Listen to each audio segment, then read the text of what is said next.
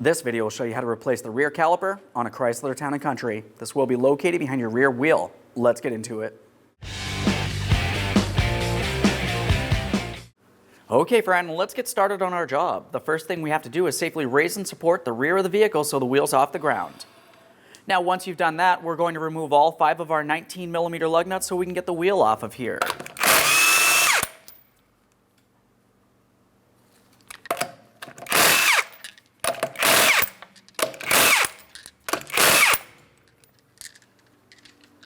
Now that we have the wheel off, we have a clear view of our rear brakes. Let's have a quick look at our caliper. As we make our way along the rearward side here, up along the top, we can see where we have a bleeder screw and our bleeder screw cover. As far as the bleeder screw cover, I'm just going to take hold of that and we'll pull it out of place. Now it is common to have some rust or debris along the bleeder screw where it goes into the caliper. It's typically a good idea to use a small pick. Try to remove as much of that as possible. We'll also be using some penetrant.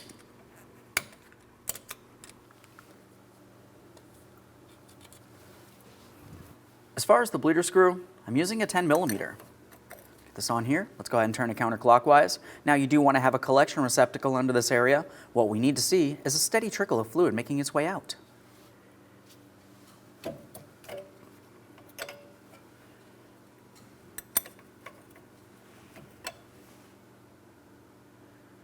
Okay. I'm using my glove finger. I can see fluid making its way out. That's exactly what I want to see. Now at this point, I always like to make my way up inside the passenger compartment. I'm going to press the brake pedal all the way down to the floor. When I do so, fluid's going to make its way out of here. Of course, we do still have our collection receptacle.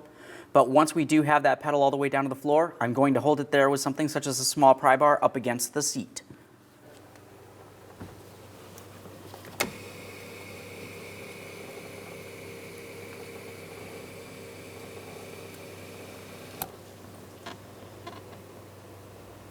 Now, as you can tell, fluid has stopped coming out of here. This is exactly why we pressed the brake pedal down and held it.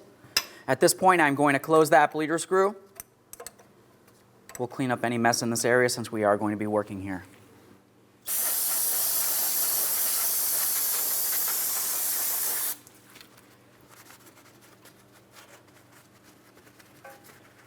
Now we can see where the flex hose connects to the rear caliper. We have a 14mm banjo bolt that goes through the flex hose into the caliper. When you do remove this, fluid is typically going to come out of here, so we still have our collection receptacle under there.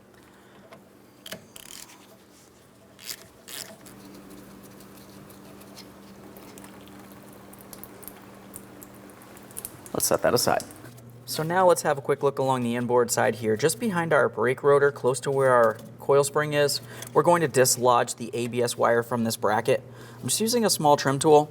We'll pry it out of place. You can also use a flat blade screwdriver if necessary.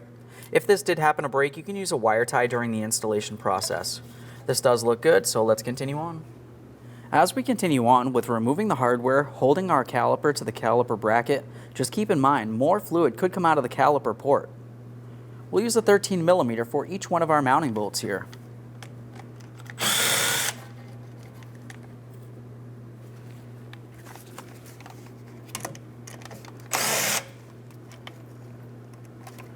Both of those bolts will look the same. You don't have to worry about mixing them up. Now we can take hold of the caliper. We're going to give it a wiggle, slide it out and away from the caliper bracket and the brake pads located inside this area.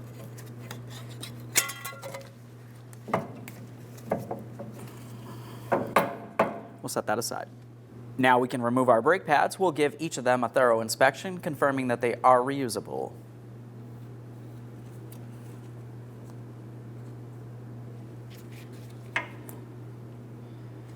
Now this type of caliper does have an emergency brake cable leading to the rearward lever. We're going to have to dislodge it. When you go to dislodge this, it may be easiest if you just remount the caliper to the bracket temporarily, leaving the bolts loose. That'll help prevent it from falling while we continue on with the removal process here. I'm just going to take this, I'll bring it back over just where it was originally, start in those bolts.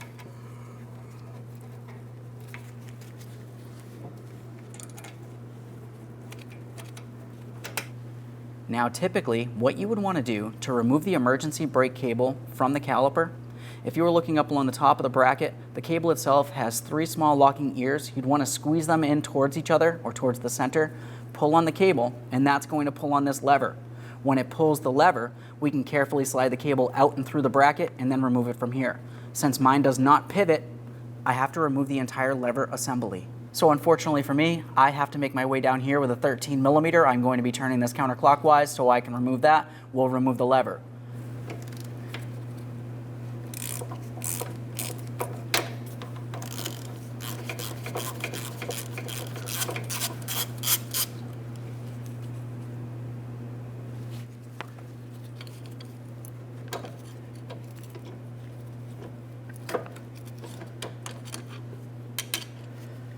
As I mentioned, you typically wouldn't have to do this part right here.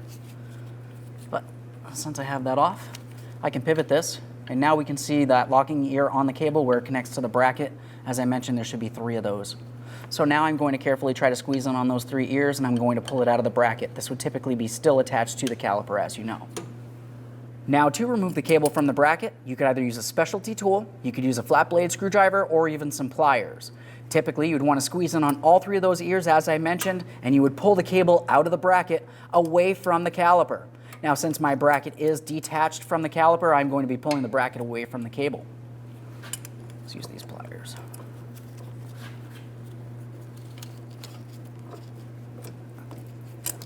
You can see it starting to come out there. That's what I want to see. Now in this area is where the cable should be able to slide out of the bracket. You can see that I do have a small rubber grommet here. That's pretty much protection for the cable. We want to try not to damage that in any way. I'm going to see if I can pull the cable just a tiny bit, get a little bit of slack. You can slide the cable out of the bracket, which would still be attached to the caliper. And then you would just roll this end off of the hooked end while that's attached to the caliper as well. Both of these would be attached to the caliper. Now, once you have that separated, just a quick inspection of the emergency brake cable. We want to confirm it's still in good usable order. We'll hold onto the caliper. Go ahead and remove those 2 bolts that we left loose. We can remove the caliper from the bracket. We'll set that aside for now. Continuing on, we're going to remove our 2 caliper bracket mounting bolts. We'll be using an 18 millimeter for each of the 2 mounting bolts. I'm going to fully remove the first. A quick inspection, started packing a couple threads before moving along to the next.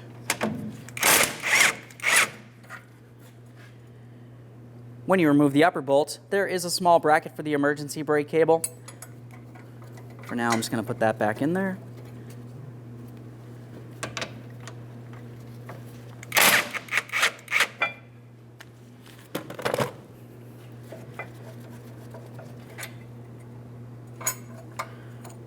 And leave that bracket on the emergency brake cable. We'll set it aside.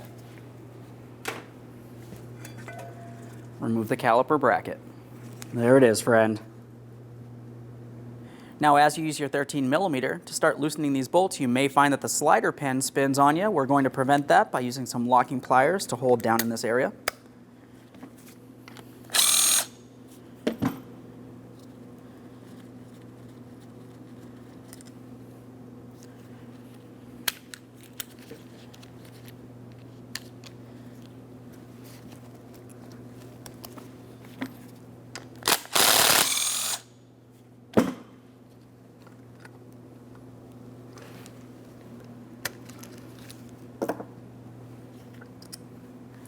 Let's take this portion of the caliper, we're going to set it aside for now and focus on the caliper bracket. As far as the bracket's concerned, we're going to remove each one of our 2 slider pins. When you do remove them, just be careful not to mix them up. When I do remove these, I also like to clean them and then add brand new high temperature caliper lubricant. Now, as far as lubricating our slider pins, we want to be all the way down at the very end here and lubricate all the way up towards where my fingers are. We can see that there's a small groove. That's where the slider pin boot would sit. And by adding lubricant here, it's going to help keep moisture and debris away from the area. Once you've lubricated it, just go ahead and slide it into position, work that lubricant in. Repeat the process for the other side. Now we're going to add some more high temperature lubricant along all 4 corners where our caliper bracket tins would sit. This is going to help with vibration dampening and noise reduction. Let's have a quick look at each one of our tins. Now, when you go to remove the tins from your packaging, you're going to find that you have 2 different types of tins, and there's going to be 2 of each. We want to pay attention to the small ears that protrude out. On this area here, on this one, we can see that we have a much larger ear than the opposite side. The side of the tin with the larger ear needs to be on the outboard side, away from the center where the brake rotor would be. So I'm coming in at an angle with that larger side facing out, pressing it in. Go ahead and repeat the process for all others. Okay. That's all of those. We can set this bracket aside, and now let's have a look at that caliper. As far as the caliper, there really isn't too much to do here, an exception of adding a little bit of high temperature lubricant along the metal portion of the piston and along the back side of each of these two ears. This will also help with noise reduction.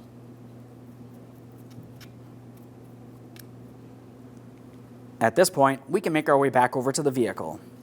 As far as the bracket's concerned, we're going to slide it into position. Before we start in the upper hardware, don't forget that we still have the emergency brake cable bracket. That needs to go into place as well. It's going on the opposite side of this here from the bracket. For the lower side, just go ahead and start in that bolt. After you have both of those started in, snug them up and then torque them to 74 foot-pounds.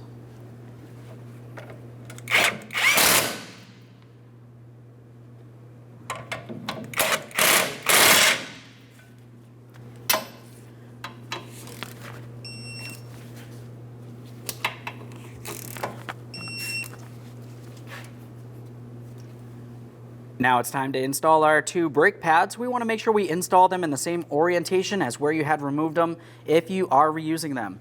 Either way, if you're replacing them or reusing them, we need to make sure the inboard pad has the wear indicator. The wear indicator would be up along the top area of the brake pad when it is in the proper positioning. Now with that said, I'm going to get that in position. We're coming in at an angle. We'll start pressing it into the caliper bracket. When you bring this in, you should not have to use a hammer to tap it into position. If you do, you probably have to clean up the brake pads in some way. Outer pad, no wear indicator. Same process. Okay, let's just make sure both of those pads do move around freely. We don't want to have them so they're stuck in the bracket. Now, as for this portion of the caliper, the end of the cable is going to go along this area here. We're going to pull on the cable, stretching it, so we can eventually slide the cable through this bracket slot here, and then we're going to latch it in.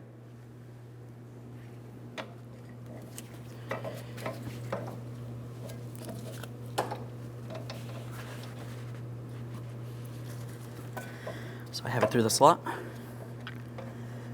Pressing the cable in.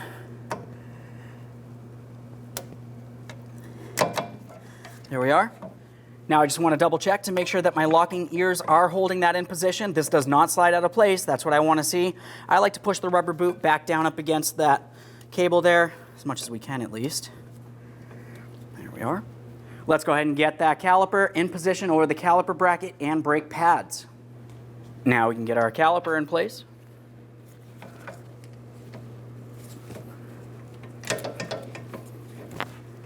Push in on that slider pin as needed. Now it's time for each of our two caliper slider bolts. We'll start them both in, snug them up, torque them to 26 foot-pounds.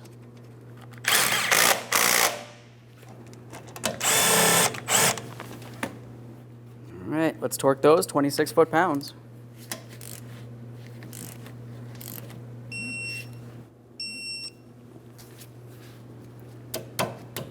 Once you do have those torqued, just double check to make sure everything's secured in place, properly seated. This is perfect. Now it's time to reattach our rear brake flex hose. As far as that's concerned, the first thing we want to pay attention to would be our banjo bolt. That's the bolt that holds our flex hose to the caliper. Now, of course, we do want to make sure that we have only one brand new gasket on there. We're going to slide it through our rear brake flex hose first. Now that I have it slid through there, I'm going to add another brand new gasket on the opposite side of the flex hose. Now we have one on each side of the flex hose. We can take that hose and slide it into position, start in the banjo bolt. Now that that's started in, we'll snug it up and torque it to 18 foot-pounds.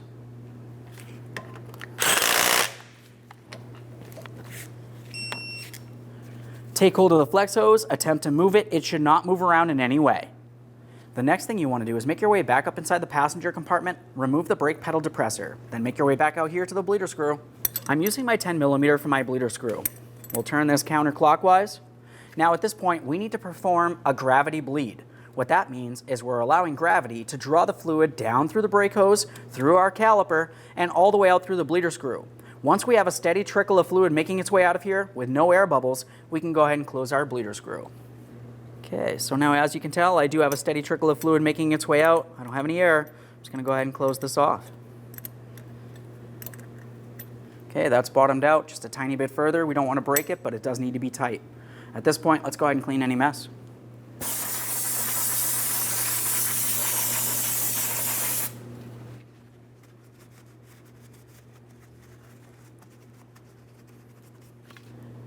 Now at this point, make your way back inside the passenger compartment. Pump up the brake pedal, make sure it feels firm. If it feels firm, you can go ahead and clean up any mess, reinstall the bleeder screw cover in the wheel. If it does not, you're going to want to continue on with a manual brake bleed. Now it's time to reinstall that wheel. Now once you have the wheel in place, start on all 5 of your 19mm lug nuts. Bottom them out. We'll get the wheel safely on the ground and then torque each of these to 100 foot-pounds.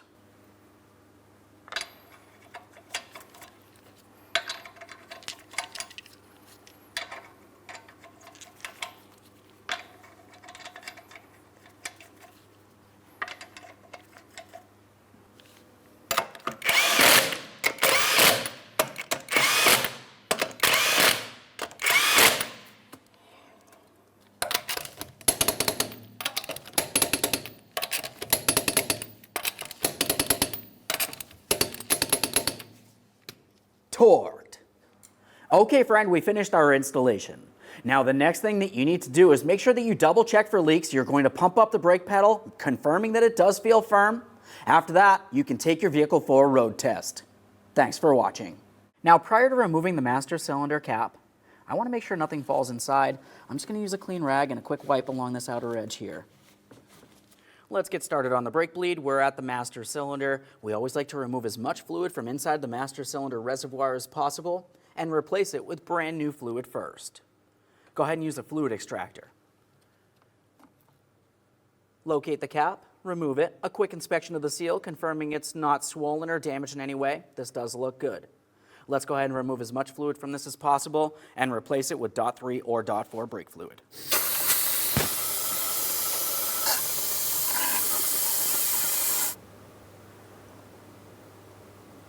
There we are. Just wipe down any drips. Reinstall that cover.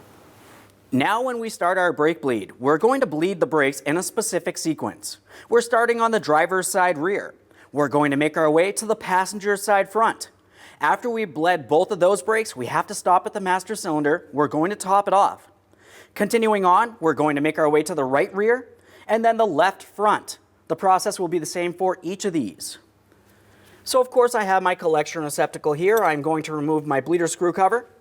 I'll use my collection receptacle, a 10mm wrench on the bleeder screw. Now before I open this, I'm going to ask the person inside of the vehicle to pump the brakes approximately 3 times and they're going to hold it. They're going to let me know they're holding it and I'm going to open up the bleeder screw. We're paying attention in this area. We want to make sure we see only clean brake fluid making its way out with no air bubbles. Repeat this process as many times as you deem fit. Go ahead and pump the brake pedal, please.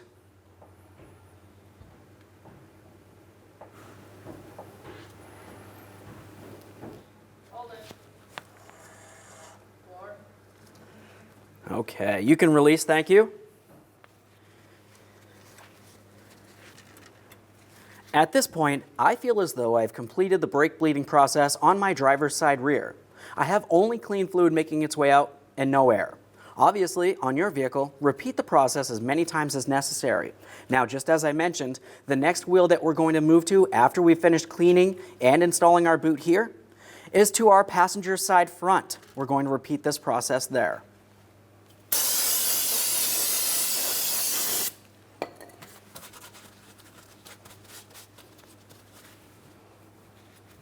All right, on to the passenger side front. Passenger side front now. I don't have a bleeder screw cover here. You would want to remove it. We have our collection receptacle. Go ahead and pump up that brake pedal, please.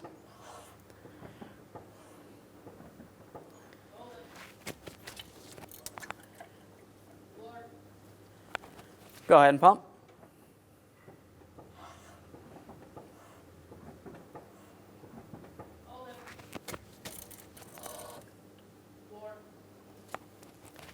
Go ahead and pump.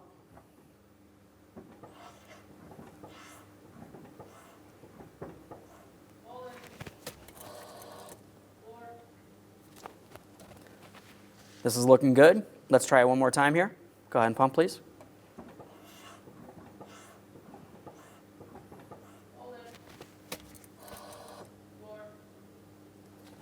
Okay. You can release, thank you. Remove my collection receptacle. We'll clean up any mess. As you saw, I had only clean fluid making its way out, no air.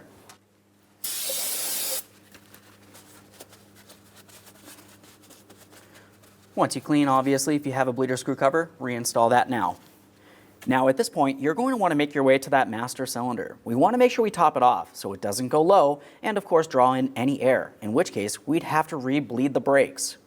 Once you've topped off that master cylinder, you're going to the passenger side rear. Go ahead and bleed that caliper the same way as I showed you on the driver's side rear. After that, you're making your way to the driver's side front. You're going to bleed the front caliper the same way I just showed you at the passenger side front. After that, just make sure you top off that master cylinder one last time. Okay, friend, we finished with our vehicle brake bleed. At this point, of course, we want to make sure we clean any mess. We're going to double check for leaks. The torque for each one of your wheel lug nuts will be 100 foot-pounds. After you've done that, go ahead and pump up your brake pedal, take your vehicle for a road test. Thanks for watching. When only the best will do, demand TRQ. The only company that lets you view before you do. TRQ is committed to offering the highest quality aftermarket auto parts that are engineered for peace of mind. Thanks for using and viewing with TRQ.